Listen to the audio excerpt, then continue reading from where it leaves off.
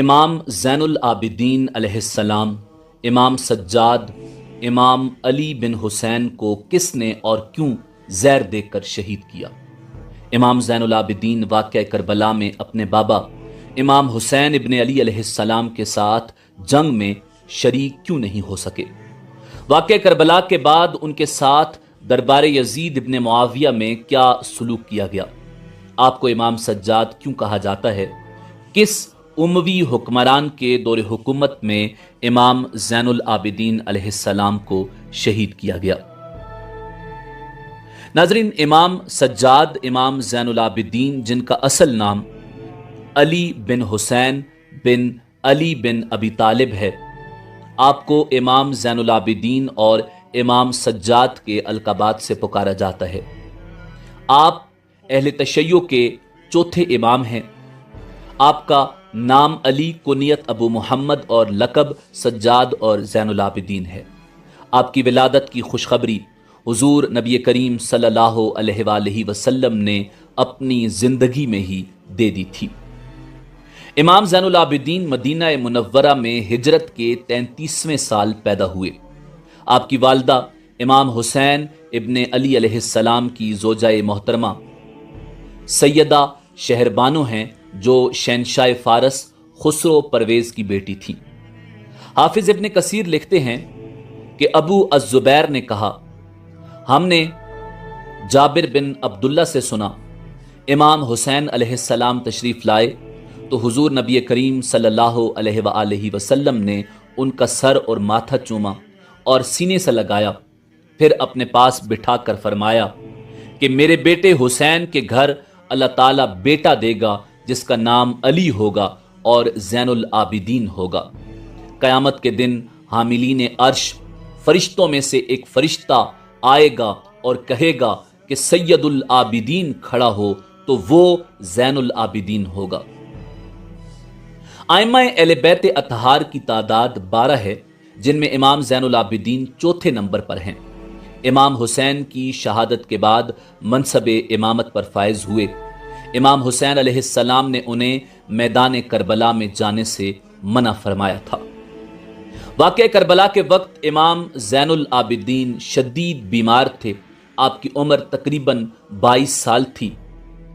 آپ کے والد امام حسین علیہ السلام نے آپ سے فرمایا، تم ہرگز میدان جنگ کا ارادہ نہ کرو، تم اہل بیت کی عورتوں کے محرم ہو، میرے باپ اور نانا کی امانتوں کے اہل ہو، میری نسل اور حسینی سیدوں کے امام ہو، میرے جانشین ہو، میری ساری امیدیں تمہاری ذات سے وابستہ ہیں۔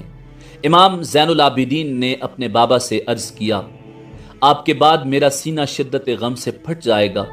تو امام نے فرمایا، تم امام کے بیٹے ہو، ضبط اور صبر سے کام لو۔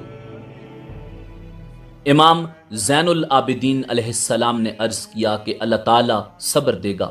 پھر انہوں نے حضرت زین العابدین کو بہت سی وصیتیں فرمائیں اور اپنے سینے کے باطنی علوم و اسرار سے انہیں سرفراز فرما کر اپنا جانشین بنایا۔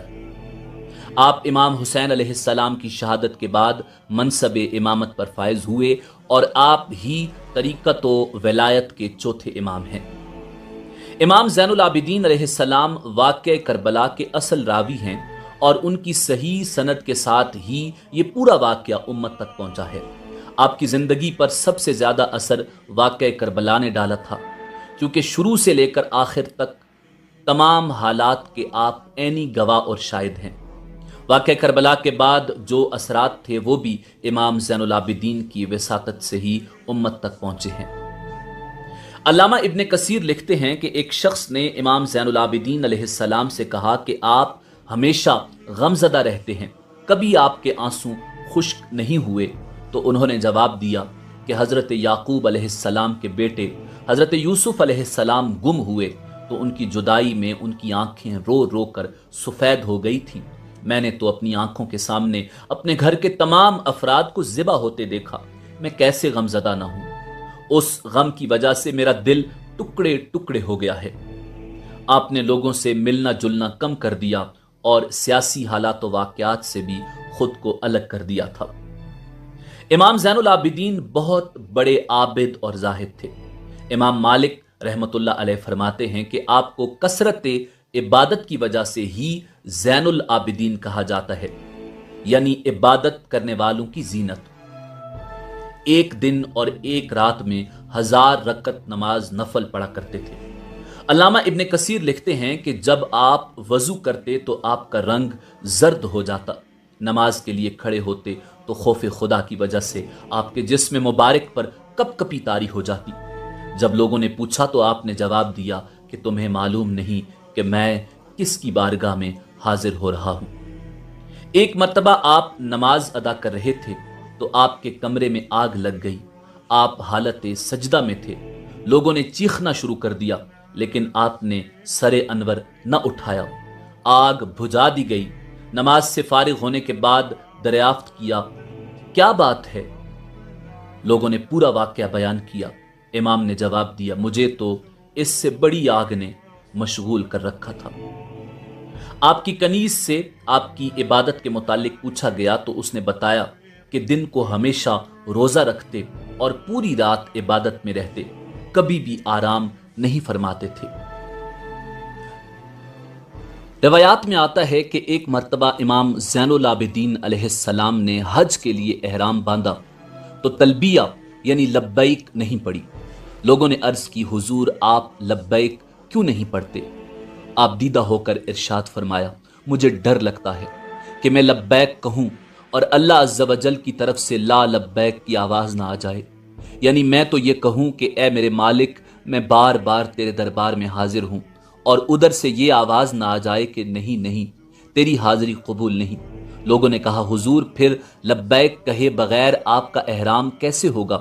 یہ سن کر آپ نے بلند آواز سے لبیک اللہم لبیک لبیک لا شریک لک لبیک ان الحمد والنعمت لک والملک لا شریک لک پڑھا، لیکن ایک دم خوف خدا سے لرز کر اونٹ کی پشت سے زمین پر گر پڑے اور بے ہوش ہو گئے۔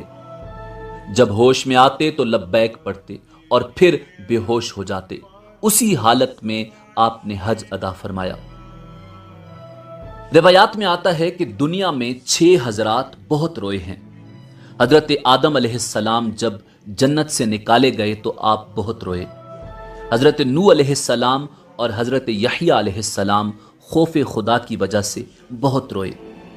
حضرت فاطمۃ الزہرا سلام اللہ علیہا رسول خدا کے فراق کی وجہ سے بہت روئیں۔ حضرت یعقوب علیہ السلام حضرت یوسف علیہ السلام کی جدائی میں بہت روئے، اور اسی طرح حضرت امام زین العابدین واقعہ کربلا کے بعد غم حسین ابن علی اور کربلا والوں کے غم اور پیاس کو یاد کر کے بہت روئے۔ امام علی مقام امام حسین ابن علی علیہ السلام اپنے والد حضرت علی المرتضیٰ کرم اللہ وجہ الکریم سے بے حد محبت کرتے تھے، اسی وجہ سے آپ نے اپنے تمام بیٹوں کے نام علی رکھے۔ بڑے شہزادے یعنی بڑے بیٹے کا نام علی اکبر ہے، ان سے چھوٹے جو کہ امام زین العابدین کے نام سے مشہور ہیں ان کا اصل نام علی اوسط ہے، اور سب سے چھوٹے شہزادے علی اصغر ہیں۔ امام زین العابدین کے علاوہ دونوں شہزادے اپنے بابا کے ساتھ میدان کربلا میں شہید ہو گئے تھے۔ حضرت امام زین العابدین علیہ السلام فرماتے ہیں اگر جسم بیمار نہ ہو تو وہ اکڑ جاتا ہے، اور اکڑنے والے جسم میں کوئی بھلائی نہیں ہوتی۔ واقعہ کربلا کے بعد 11 محرم الحرام کو امام زین العابدین علیہ السلام کو اہل بیت اطہار کے قیدیوں کے ساتھ پہلے عبید اللہ ابن زیاد کے دربار میں کوفہ اور اس کے بعد یزید ابن معاویہ کے دربار میں شام پیش کیا گیا۔ شام کی مسجد اموی میں ایک محفل منعقد کی گئی، اور اپنے باطل خیال کے مطابق یزید ابن معاویہ اس کام کے ذریعے اہل بیت کو رسوا کرنا چاہتا تھا۔ طے شدہ منصوبے کے مطابق ایک خطیب نے منبر سے یزید ابن معاویہ اور اس کے آباء و اجداد کی تعریف کرنا شروع کی۔ اس موقع پر امام زین العابدین نے ایک خطبہ ارشاد فرمایا جو تاریخ میں انتہائی مشہور خطبہ ہے۔ یزید ابن معاویہ نے اس خطیب کو کہا کہ وہ یزید ابن معاویہ اور اس کے آباء و اجداد کی تعریف کرے اور اہل بیت اطہار اور ان کے آباء و اجداد کو برا بھلا کہے۔ اس خطیب کے جواب میں امام زین العابدین نے خطبہ ارشاد فرمایا۔ آپ نے یزید بن معاویہ کی طرف رخ کر کے تقریر کرنے کی اجازت مانگی۔ ناسخ التواریخ میں آیا ہے کہ یزید بن معاویہ نے امام زین العابدین کی درخواست کو رد کیا، لیکن شامیوں کے اصرار پر یزید بن معاویہ کو مجبوراً امام زین العابدین کی درخواست قبول کرنا پڑی۔ امام زین العابدین نے اس خطبے کے ابتدائی فقروں میں اجمالی طور پر اپنے خاندان اور اہل بیت اطہار کا تعارف کرایا۔ ان میں اس خاندان کے علم، حلم اور شجاعت کو بیان کرتے ہوئے اس خاندان کی چند مشہور و معروف شخصیات جیسے حمزہ بن عبد المطلب اور جعفر طیار وغیرہ کا بھی نام لیا۔